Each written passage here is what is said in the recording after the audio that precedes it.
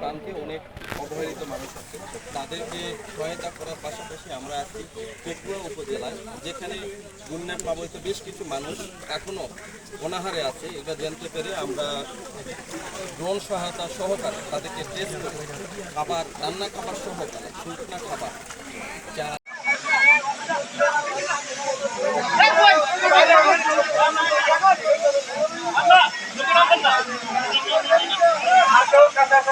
Clean master toilet cleaner, সবচেয়ে safe, সবচেয়ে clean.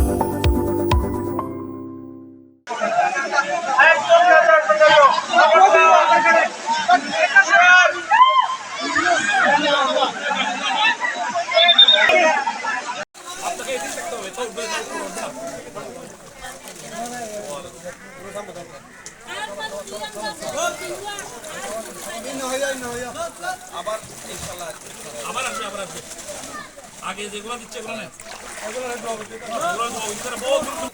গাড়ি আছে। তুমি ধরো আলম ধরো